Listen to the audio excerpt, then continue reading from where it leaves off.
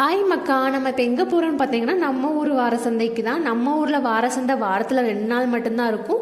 திங்கக்கிழமையும் வியாழக்கிழமையும் மட்டும்தான் சந்தை இருக்கும். இந்த சந்தையில் வந்து சின்ன சின்ன வியாபாரம், காய்கறி, பழங்கள், கீரை வகைகளை கொண்டு வந்து வியாபாரம் பண்ணுவாங்க. விலையுமே சீப் அண்ட் பெஸ்ட்டாக இருக்கும். 100 ரூபா கொண்டு வந்தால் கூட நம்ம நிறைய காய்கறி வாங்கிட்டு போகலாம். வாங்க பார்க்கலாம் நம்ம ஊர் வார சந்தையை.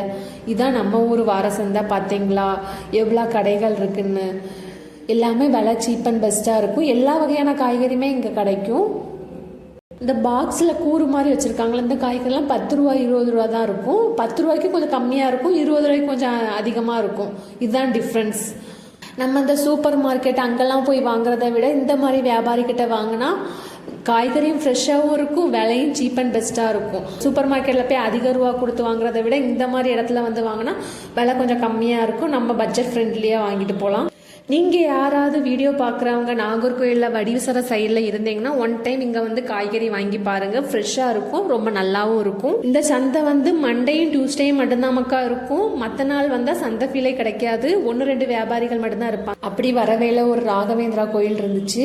இன்னைக்கு வியாழக்கிழமைங்கிறதுனால ராகவேந்திரா கோயில் அப்படி வெளியே கும்பிட்டுட்டு அப்படியே வீட்டுக்கு வந்துட்டேன் மக்கா. இந்த வீடியோ பிடிச்சிருந்தா லைக் பண்ணுங்க, கமெண்ட் பண்ணுங்க. உங்க ஊர்ல இந்த மாதிரி சந்தையெல்லாம் இருக்குமான்னு கமெண்ட்ஸ்ல சொல்லுங்க.